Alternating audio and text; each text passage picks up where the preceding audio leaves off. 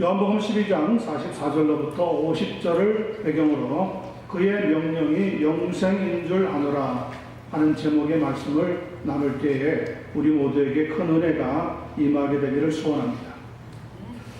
유럽에 가면 네덜란드라고 하는 나라가 있는데 그곳에 헤이그라고 하는 도시가 있습니다.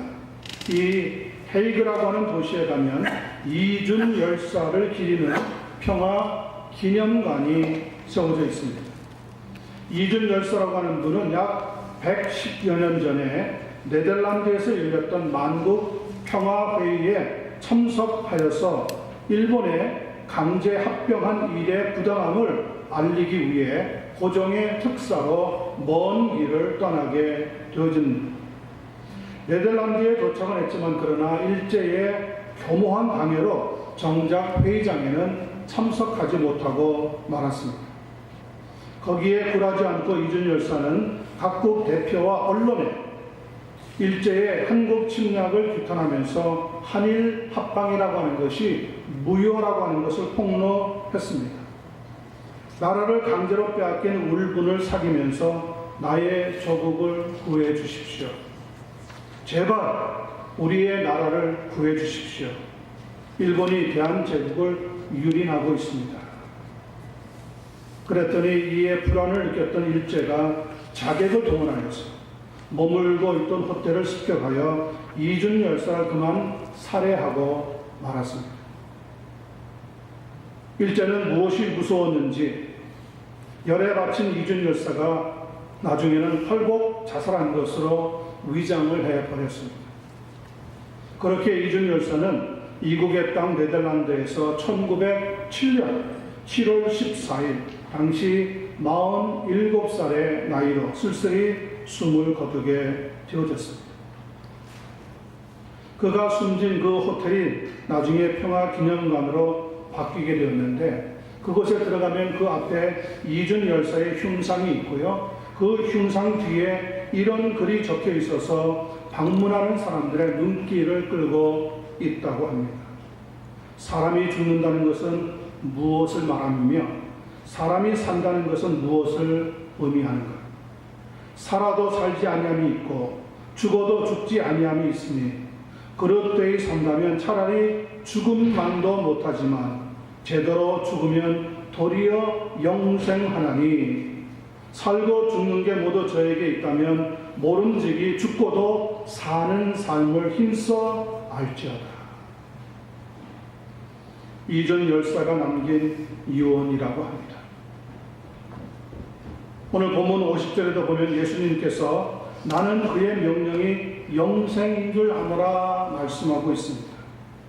어떻게 사는 것이 죽고도 영생의 삶을 살아갈 수 있는 것인지 오늘 말씀을 나눌 때에 하나님의 은혜가 우리 모두에게 임하게 되기를 간절히 기도합니다. 44절에서 46절 말씀을 먼저 살펴보겠습니다. 어떻게 해야 사는 것이 죽고도 영생을 얻게 되는 것인가? 예수님은 이렇게 말씀하고 있습니다. 예수께서 외쳐 이르시되, 예수님은 평상시에 조용하신 분입니다.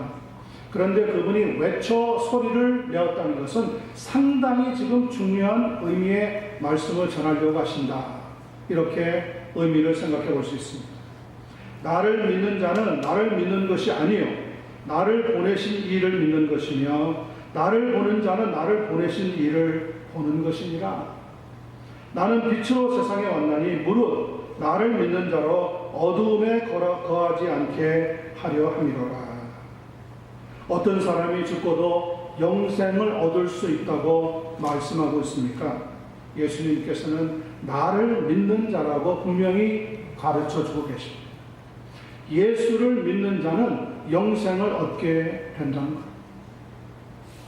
사람들이 예수님을 좋아하든 싫어하든 그거야 자기 마음이겠지만 성경은 예수 그리스도를 믿지 않고는 영생을 얻을 수 있는 길이 없다고 분명히 말씀하고 있습니다. 요한복음 3장 16절입니다. 하나님이 세상을 이처럼 사랑하사 독생자를 주셨으니 이는 그를 믿는 자마다 멸망하지 않고 영생을 얻게 하려 하십니다. 무엇을 얻게 한다고요? 영생을 얻게 하신다. 요한복음 11장 25절 26절에도 보니까 예수께서 이렇게 말씀하십니다. 나는 부활이요 생명이니 나를 믿는 자는 죽어도 살겠고 무릇 살아서 나를 믿는 자는 영원히 죽지 아니하리니 이것을 네가 믿느냐. 네. 여러분들은 믿으십니까? 아멘. 우리는 예수 그리스도를 믿을 때 부활의 소망이 있다는 것을 믿게 되어지고 부활의 소망을 믿게 되는 사람들은 영생을 얻는 사람이 되어진다는 겁니다. 하나님께서는 사람들이 영생의 진리를 알지 못한 채 기쁨보다는 슬픔, 소망보다는 절망, 평안보다는 고통 속에 빠져 죽어가는 것을 아셨기에 그들을 살리시기 위해서 자신의 독생자, 자신의 아들을 이 세상에 보내셔서 우리 주께 대신 죽게 하셨다는 겁니다. 하나님께서는 그만큼 우리를 사랑하셨다는 겁니다. 그런데 여러분, 사람들이 왜 예수님을 믿지 않으려고 할까요? 저는 두 가지 이유가 있다고 생각합니다. 첫 번째는 선입관, 즉 고정관념 때문에 그렇습니다. 이것을 우리는 불신앙이라고도 말합니다. 인간의 마음은 죄로 말미암아 아주 딱딱하게 단단하게 굳어져 있습니다. 그래서 세상에서 가장 불쌍한 사람은 강팍한 마음, 고집스러운 마음을 가지고 있는 사람이다. 이렇게 정의하고 있는 거죠. 선입관도 여러분 고정관념에 속합니다. 세상 지식이나 과학은 신봉하면서도 진리는 하나님에 대해서는 무시합니다. 그래서 눈이 있어도 보지 못하고 귀가 있어도 듣지 못하고 가슴이 있어도 느끼지를 못하는 겁니다.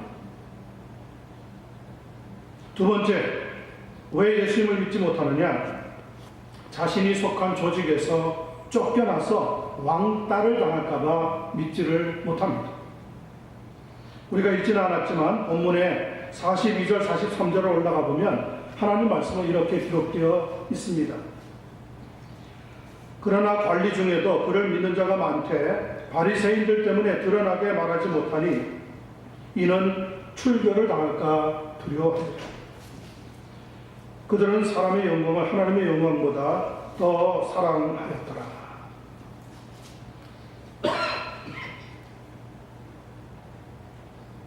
예수님 당시의 사람들이 그 예수님을 믿지 않았던 중요한 이유는 자기들이 속해 있던 그 모임에서, 자기들이 속해 있던 그 사회에서 출교를 당할까봐, 자기의 조직에서 쫓겨날까봐 두려워했기 때문에 그랬다고 성경은 가르쳐주고 있습니다. 지금도 무슬림 사회 그리고 힌두교 사회에 가면 예수님을 믿는 사람들은 순교를 당합니다. 그러면 주변 사람들은 두려워하는 겁니다. 사람들은 사회에서 인정받고 싶어하고 조직에서 왕따를 당하는 것을 죽기보다 싫어합니다. 여러분, 우리는 그러지 말아야 할 줄로 믿습니다. 예수님을 믿는 것이 무슨 죄입니까?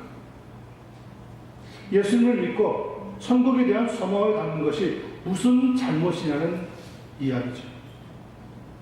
우리는 떳떳하게 신앙생활을 해야 합니다.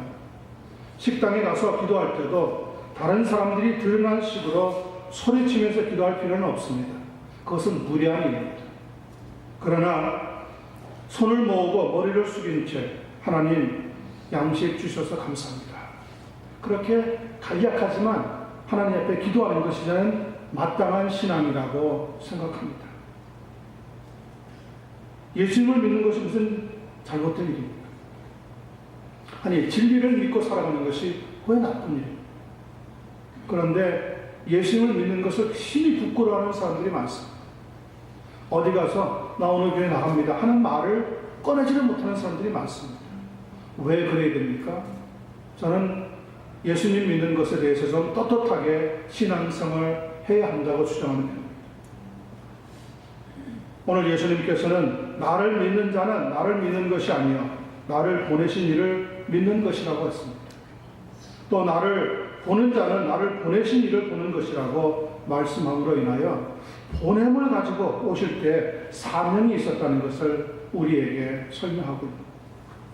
이 세상에 예수님이 어떤 사명을 가지고 오셨습니까? 그 사명이 46절에 이렇게 설명되어 있습니다. 나는 빛으로 세상에 왔나니 무릇 나로 믿는 자로 어둠에 거하지 않게 하려 함이라.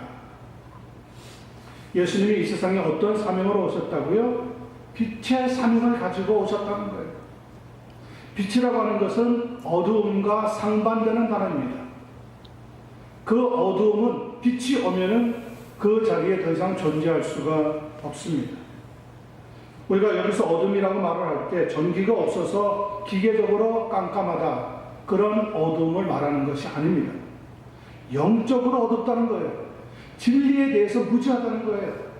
하나님의 나라에 대해서 전혀 알지 못하고 있다는 의미를 우리에게 가르쳐주고 있습니다. 그래서 눈이 있기는 있는데 하나님을 보지 못하고, 눈이 있기는 있는데 천국을 바라볼 수가 없더라는 거죠. 그래서 예수님께서는 이 세상에 오실 때 빛이라고 하는 사명으로 오셨다는 거예요. 예수님은 종종 이렇게 말씀하셨습니다. I am the light of the world. 나는 이 세상의 빛이다. 여러분, 아무리 똑똑해도, 아무리 머리가 기가 막히게 영리해도 예수님을 알지 못하면 어두움에 갇혀있다. 성경은 그렇게 정의하고 있습니다. 한마디로 영적 무지라는 거죠. 육체적인 생활이 있기 때문에 영적인 생활이 있습니다. 사람이 동물과 다른 것은 바로 이 영적인 생활을 할 수 있다고 하는 겁니다. 그런데 예수님이 누구신지를 모른다 하는 것은 나 스스로가 진리에 대해서는 캄캄하다, 즉 어둠에 있다 하는 것을 말한다고 하는 이야기입니다. 어두움은 그래서 무지와 절망 그리고 죽음을 뜻합니다. 그러나 빛은 지혜와 소망 그리고 생명을 의미합니다. 빛이 오면 어둠은 더 이상 공존할 수가 없습니다. 그러나 빛이 오시면 빛은 어두움을 몰아냅니다. 태양이 동쪽에서 또 올라야지만 존재하는 것이 아니라 태양은 빛을 내기 전부터 이미 존재하고 있는 것처럼 예수님은 우리가 믿는다고 해서 예수님이 나타나는 것이 아니라 예수님은 우리가 믿기 이전부터 이미 존재하고 있다는 거예요. 그래서 빛이 오면은 어둠을 몰아내듯이 예수님을 우리가 믿게 되면 우리 마음속에 있던 모든 무지와 어두움의 일들이 사라지게 된다는 겁니다.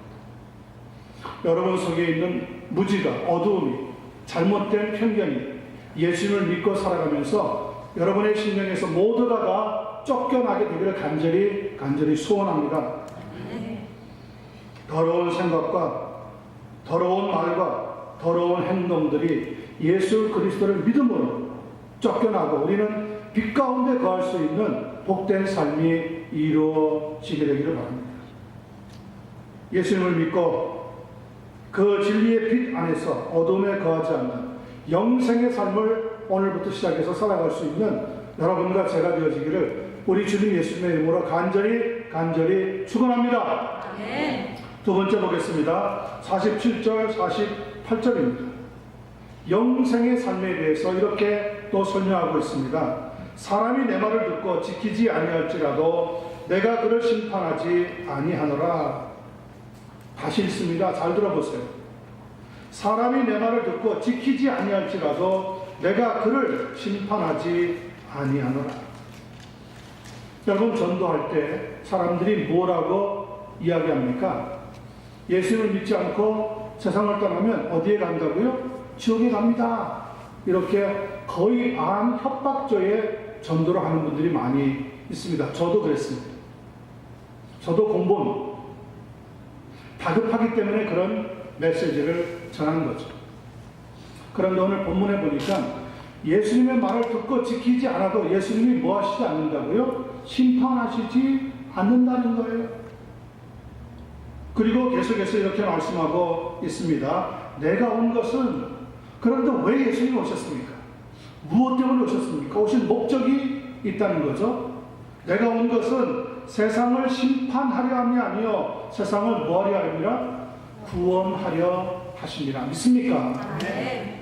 여러분 머릿속에 혹시 예수님을 믿지 않고 그 말을 지키지 않아서 사람 지옥 간다, 그런 생각을 가지고 있다면 그것이 바로 선입관이에요. 제가 선입관이라고 하니까 하나님 말씀이 잘못된 것 같이 혹시 또 오해할까봐 말씀을 계속 이어나가겠습니다. 그 다음 말씀을 보시기 바랍니다. 48절에 이렇게 말씀하고 있습니다. 나를 저버리고 내 말을 받지 아니하는 자를 심판할 이가 있으니, 예수님은 심판하시지 않지만은 심판할 분이 있다는 겁니다. 그러니까 심판당하지 않는다는 건 아닙니다. 심판은 분명히 우리에게 임하게 되어지지만 그 심판을 누가 하느냐? 48절 후반에 보니까 이렇게 설명하면서 말씀을 맺고 있습니다. 곧 내가 한 그 말이 마지막 날에 그를 심판하리라. 이 본문 말씀은 요한복음 3장 17절과 아주 비슷합니다.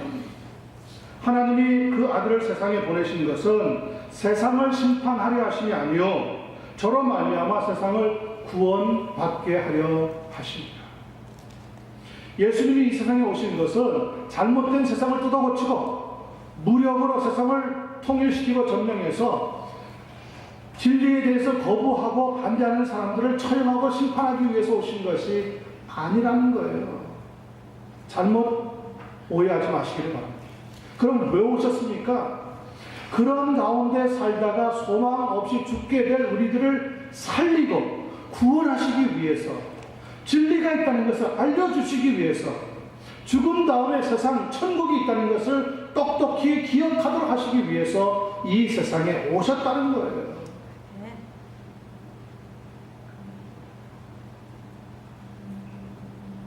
하나님은 어느 한 사람이 죽어서 지옥에 들어가는 것을 기뻐하면서 껄껄거리시는 그런 심술궂은 하나님이 아니시라는 거죠.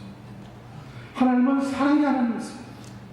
하나님은 단 한 사람이라도 지옥에 들어가는 것을 원하시지 않는다는 이야기죠. 예수님은 지옥 형벌에서 고통당할 것을 알고 계셨기 때문에 이 세상에 오셔서 우리 대신에 죽어주시고 그 예수님을 믿으면 영생을 얻도록 하시는 천국의 축복의 길을 열어주셨다는 거예요. 그런데도 사람들은 예수님을 믿지 않습니다. 그런데도 바로 옆에 축복의 축복을 보면서도 그것을 축복으로 여기지를 못합니다. 왜 그렇습니까? 두 가지 때문이라 말씀드렸죠. 하나는 고정관념. 예수님이 누구신지에 대한 선입관을 가지고 있기 때문에 그래요. 예수님이 하나님의 아들이라는 것을 알지를 못하는 거예요. 두 번째는 자기들이 살고 있는 공동체, 그 사회 조직에서 왕따를 당할까봐. 내가 예수님을 믿으면 무슬림 사회에서는 죽임을 당한단 말이에요. 그러니까 믿고 싶으면서도 믿지 못하는 거예요. 신문지상에 가끔씩 보셨겠지만 인도 힌두교 사회에서는 예수님 믿으면은요 동네에서 사람들이 몰려와서 죽여버리면 됩니다. 그러니 복음을 전하러 오는 선교사들을 볼 때 가서 듣고 정말 예수님이 하나님의 아들이구나, 우리를 위해서 보내주신 메시아구나 라고 깨달아져서 믿으려고 하는 생각을 갖지 못하게 되어진다는 거예요. 왜? 자기가 살고 있는 사회에서 쫓겨나니까.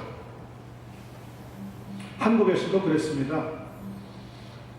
좋은 집안에 가족들이 다 평안했는데 어느 아들이, 어느 딸이 갑자기 예수님을 믿었습니다. 그리고 교회를 열심히 나갑니다. 그러면 제일 먼저 누구로부터 핍박이 오는지 아세요? 부모님으로부터 핍박이 옵니다. 그렇게 사랑하는 부모님인데 한마디로 뭐라고 얘기합니까? 그렇게 미친 듯이 교회를 나가지 마라. 적당히 믿어라, 적당히. 1년에 한 두세 차례만 나가라. 그런 엄명이 떨어지면 자녀들은 어떻게 해야 될지 몰라요. 그리고 일가 친척들로부터 예수 믿게 되면은 왕따를 당합니다. 그러니 그 속해 있는 조직에서 떠나지를 못하기 때문에 차마 예수를 믿는다고 하는 말을 못하는 거예요. 오늘 예수님은 분명히 말씀하고 있습니다. 내 말을 듣고 지키지 않아도 그것 때문에 내가 너에게 꼬치꼬치 잘못을 따져서 왜 이랬느냐 저랬느냐 심판하지는 않겠지만, 그러나 내가 너희들에게 들려준 말, 그 말을 근거로 해서 너희는 심판을 받게 될 것이다. 여러분, 재판을 할 때 판사가 결정을 내립니다. 그런데 판사는 결정만 내리지 그 재판의 근거는 누가 가지고 있는 겁니까? 법전이 가지고 있는 거죠. 판사도 법전을 들여다보고 연구한 다음에 이 사람에 대해서 잘잘못의 판결을 내리는 거예요.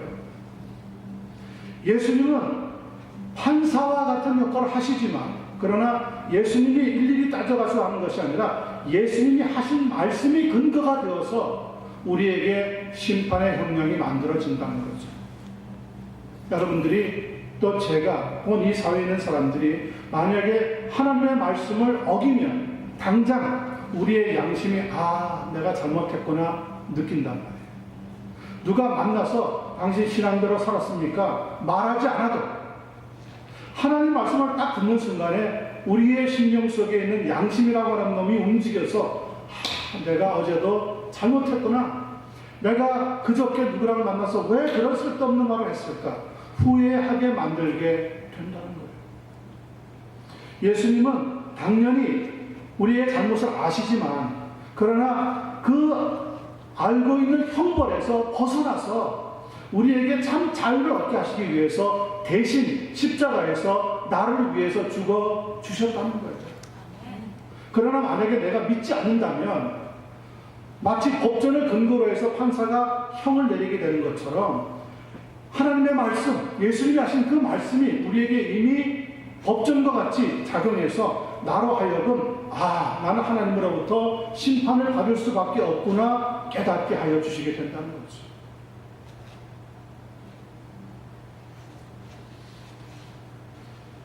저는 여러분과 제가 양심의 가책을 받지 않고 하나님의 말씀에 따라 신앙을 붙잡고 우리 주님 예수님을 믿고 나아갈 수 있는 한 분 한 분이 되시기를 간절히 소원합니다. 하나님은 엉뚱하게 우리를 죄가 있다고 억지로 만들어가지고 그래 너 한번 지옥에 들어가 봐라, 그것을 즐기시는 분 아니시다는 거예요.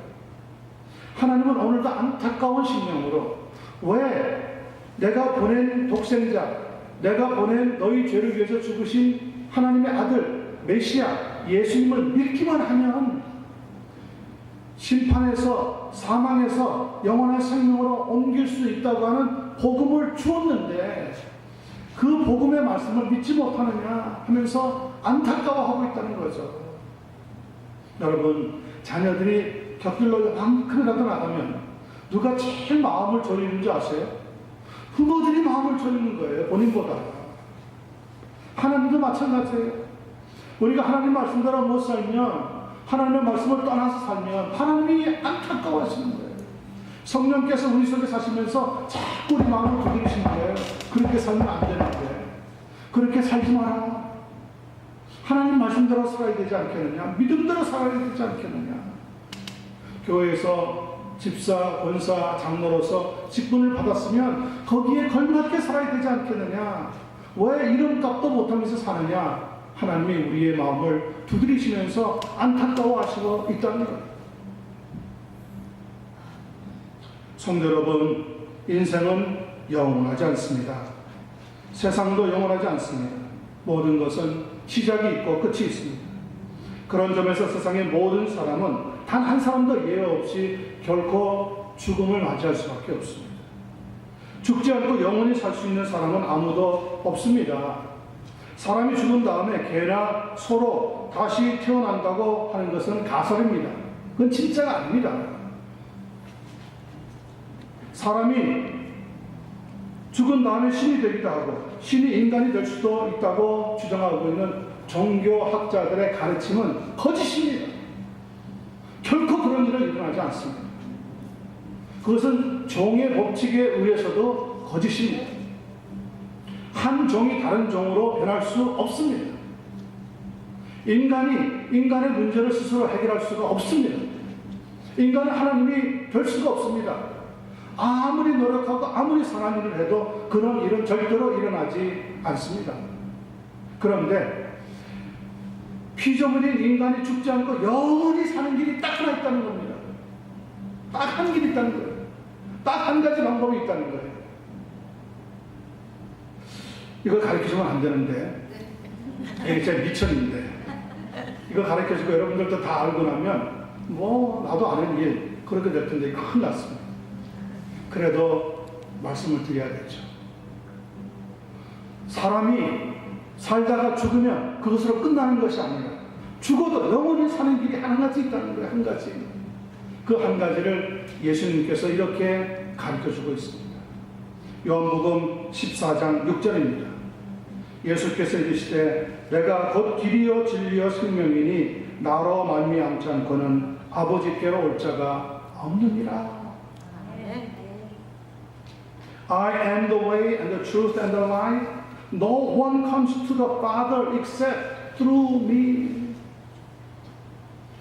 오직 예수 그리스도만이 하나님 앞에 나아가서 영원한 생명, 영생을 얻을 수 있는 방법이라고, 유일한 길이라고 우리에게 가르쳐주고 있습니다. 여러분들은 그 예수님을 단단히 믿는 이 시간 되기를 간절히 축원합니다. 사도행전 4장 12절에도 보면 다른 이로서는 구원을 받을 수 없나니 천하 사람 중에 구원을 받을 만한 다른 이름을 우리에게 주신 일이 없습니다. There is no other name to be saved except the name of Christ. 예수 그리스도의 이름 외에는 구원을 얻을 만한 다른 이름을 하나님이 천하 인간에게 주신 일이 없다는 거예요. 유일한 구원의 길, 유일한 구원의 방법이 무엇입니까? 예수 그리스도를 믿는 거예요. 예수님을 영접하는 거예요. 예수님을 나의 구주로 모시고 살아가는 거예요. 그럴 때 우리에게 하나님께서는 선물로 무엇을 주신다고요? 영생을 주신다고 약속하고 있습니다. 그 영생이 여러분의 것이 이미 되신 줄로 믿습니다. 예수님께서는 마지막 날에 내가 심판을 받고 형벌을 받아 지옥에 가는 것을 멈추도록 대신 영생을 얻도록 하시기 위해서 나의 죄를 지시고 십자가에서 죽어 주셨다는 거죠. 이 간단한 포뮬, 이 간단한 원칙을 사람들은 종종 놓치고 엉뚱한 데 가서 엉뚱한 일을 하면서 혹시 그 길을 통하여서 구원 얻을 수 있는 길이 없나, 혹시 그 일을 통하여서 내가 죽어도 살 수 있는 길이 없나 찾아보지만 성경은 말짱 헛일이라고 가르쳐주고 있습니다.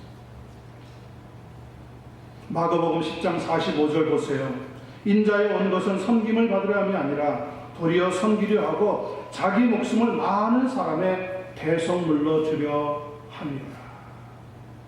성도 여러분, 날 위해 대속물로 십자가에서 죽으셨지만 다시 부활하셔서 우리에게 영생을 약속하신 예수님을 위해서 사는 영생의 그 축복을 누리시는 한 분 한 분 되기를 예수님의 이름으로 간절히 축원합니다.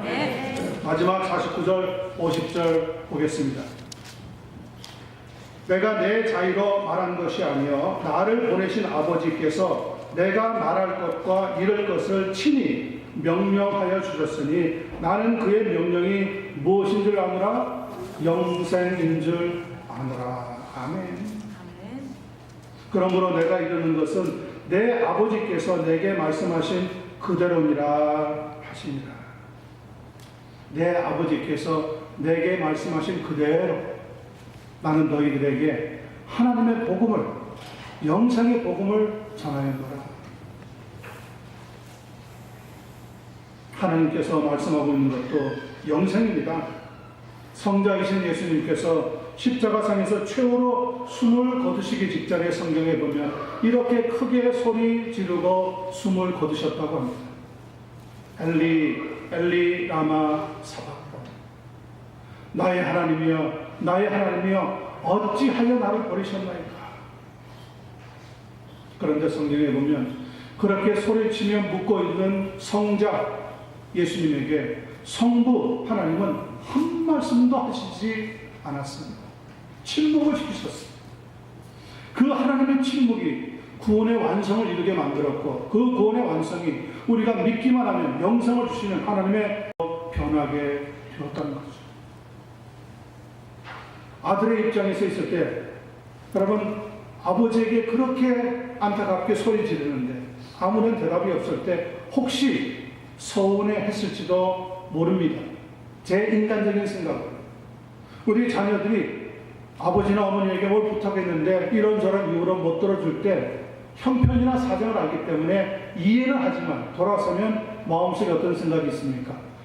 좀 해줬으면 하는 안타까운 마음, 아쉬운 마음이 있는 것처럼 예수님이 그렇게 소리치고 부르짖는데 어찌하여 나를 버리시나이까 하는데 성부 하나님께서 아무 말씀도 하시지 않았을 때 인간적인 생각으로 약간 서운했겠다 하는 생각도 듭니다. 그런데 그 서운한 것도 잠시 하나님께서는 끝까지 침묵을 지키셨습니다.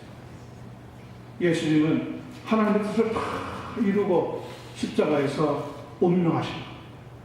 마지막에 돌아가시면서 한마디 남기신 말씀이 무엇입니까? 다 이루었다.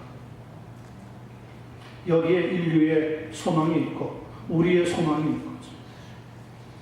우리를 구원하시려고 하는 하나님의 계획을 다 이루셨다는 거예요. 그것이 십자가입니다. 그 십자가예요. 그래서 십자가의 능력이 사람의 눈에는 미련해 보이는지 모르지만 구원을 얻은 우리에게는 하나님의 능력이 된다.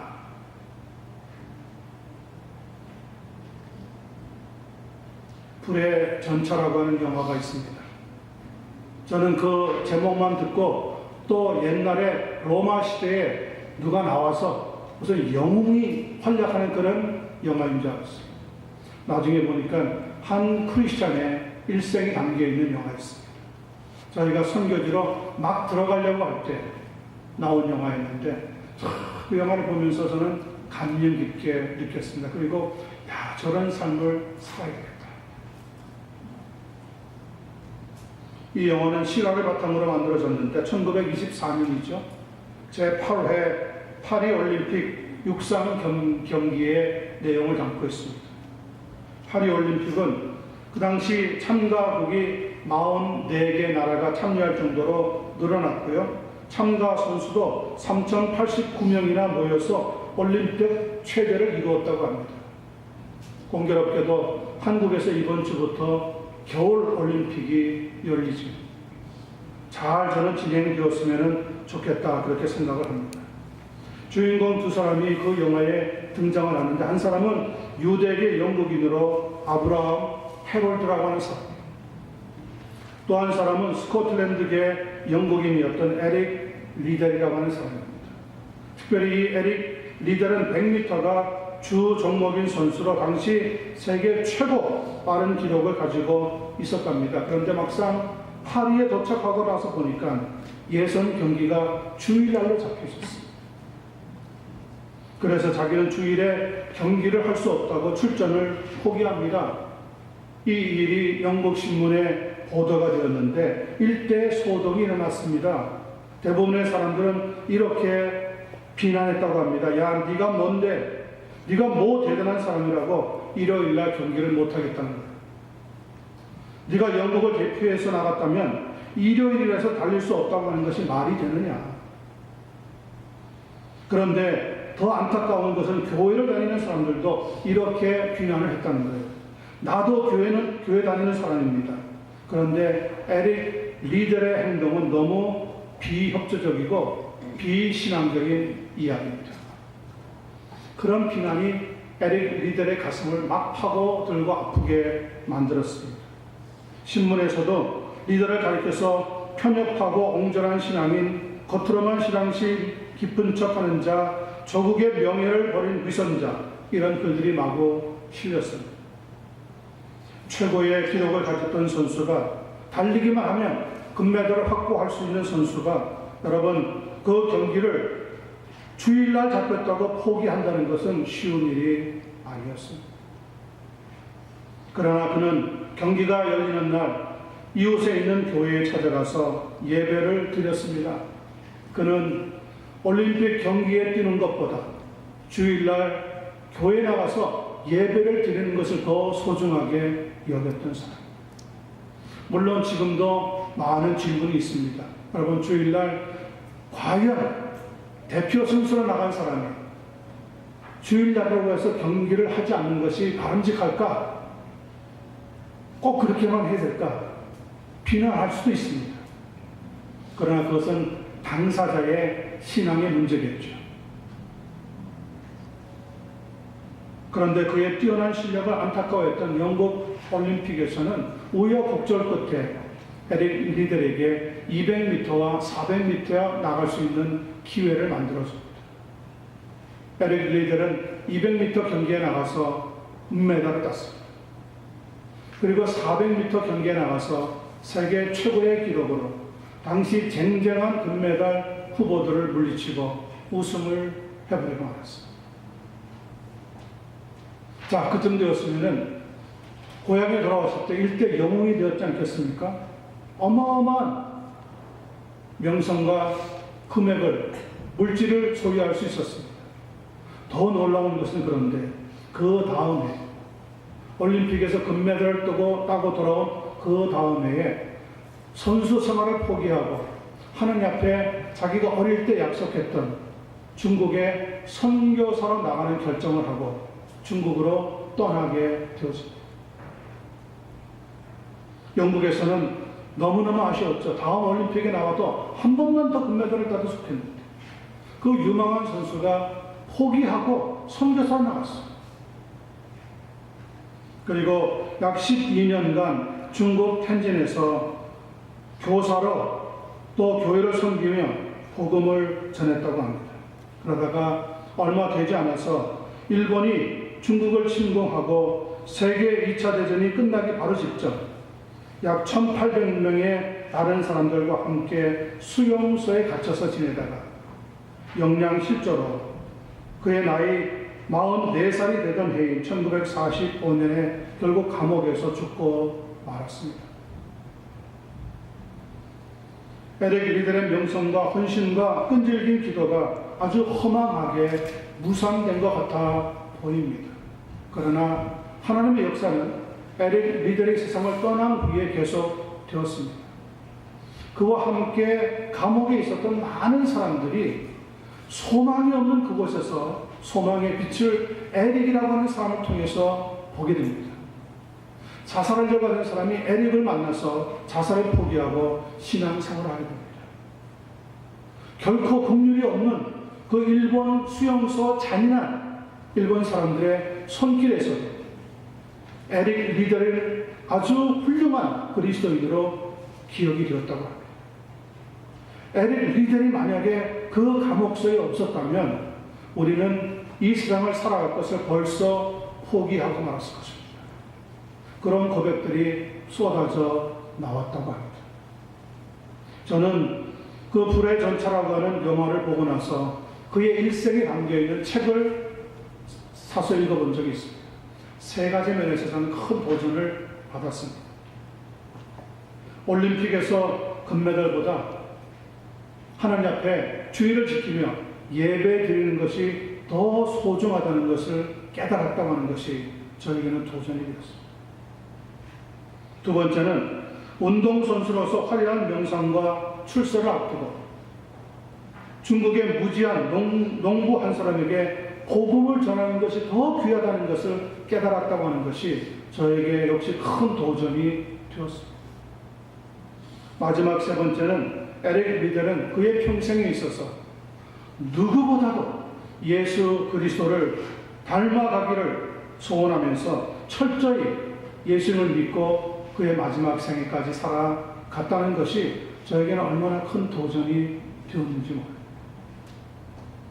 오늘 예수님은 우리에게 분명히 말씀하고 있습니다.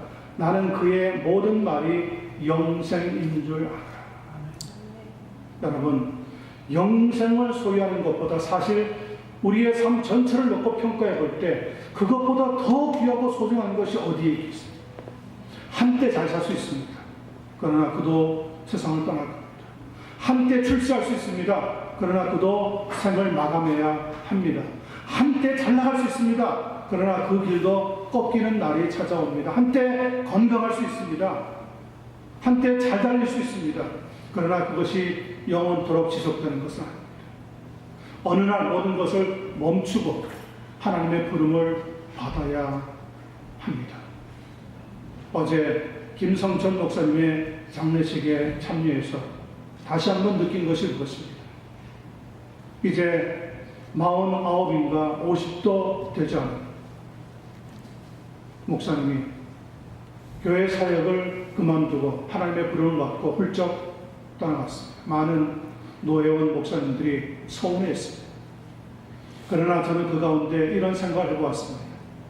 저 목사님이 만약에 그러나 저렇게 안타깝게 위암으로 세상을 떠났는데 암의 고통만 갖다가 세상을 떠났다면 얼마나 허무할까. 그러나 그가 예수님을 믿고 예수님이 영생이라는 것을 믿고 그의 마지막 고통의 길도 즐겁게 달려갔다고 하는 사실이 우리 모두에게 큰 도전이 되고 저에게도 우리 성도님들과 함께 이 영생의 복음의 말씀을 끝까지 나누고 끝까지 지키며 함께 믿음의 길을 달려가자고 도전해 보고자 합니다. 사랑하는 성도 여러분, 예수님을 더욱 많이 사랑하시는 여러분이 되시기를 바랍니다. 예수님을 여러분의 가슴에 품고 살아갈 수 있는 한 분 한 분이 되시기를 바랍니다. 주 예수보다도 귀한 분은 없네. 이런 찬양도 있습니다.